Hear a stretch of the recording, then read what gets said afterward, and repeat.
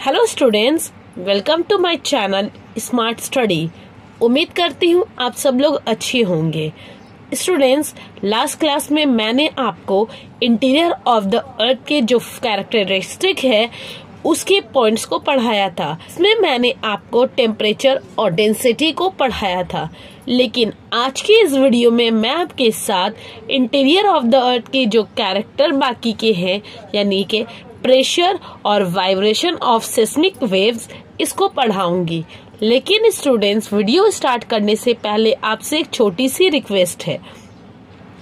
अगर आप मेरे चैनल में नए हो और चैनल को अभी तक सब्सक्राइब नहीं किया तो चैनल को सब्सक्राइब कर ले, और वीडियो अच्छी लगे तो इसे लाइक और शेयर करना ना भूले।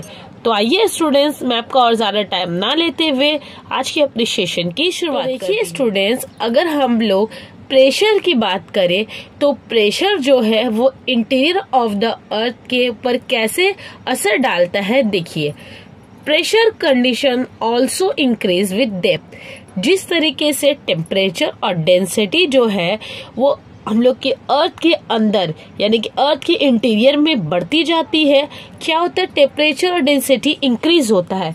ठीक इसी तरह अगर हम लोग अपने अर्थ के इंटीरियर में जितने डेप्थ में जाएंगे, प्रेशर भी उतना बढ़ता रहेगा।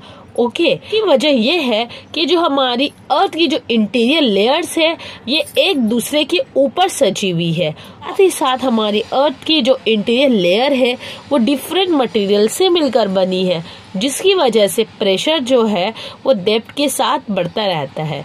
अब देखिए, अगर हम लोग सेंटर के हमारी अर्थ के सेंटर के प्रेशर के बारे में बात करें तो ये 3500 किलोमीटर है। ओके स्टूडेंट्स, यहाँ तक समझ में आया। अब लास्ट पॉइंट देखिए, लास्ट क्या है, वाइब्रेशन ऑफ सेस्मिक वेव्स। ठीक है, अब वाइब्रेशन ऑफ सेस्मिक वेव्स क्या है, जैसे मैंने आपको इंट्रोडक्शन में पढ़ाया था, अर्थक्वेक की जो वेव्स होती है उसको हम लोग क्या बोलते हैं, seismic waves. Okay, earthquake waves is called seismic waves. अब ये जो वर्ड है सेस्मिक वेव, इस वर्ड का इस्तेमाल 1909 में मोहोरोविक ने किया था, जो एक यूगोस्लाव के सेस्मोलॉजिस्ट थे। ओके, अब देखिए वेव जो है वो कितने टाइप्स की होती है। वेव जो है वो 3 टाइप्स की होती है। First is P waves, second is S waves and last one is L waves।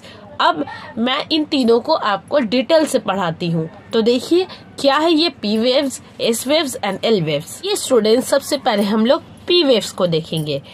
It was also known as primary waves।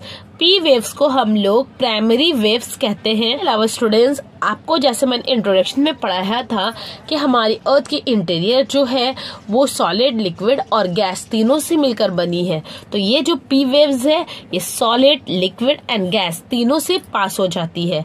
अब इसकी हम लोग अगर एवरेज वेलोसिटी की बात करें तो ये 8 किलोमीटर पर सेकेंड की एवरेज वेलोसिटी से क्रॉस करता है, ट्रांसफर करता है। ओके, अब आइए सेकेंड वेव क्या है। सेकेंड वेव है एस वेव।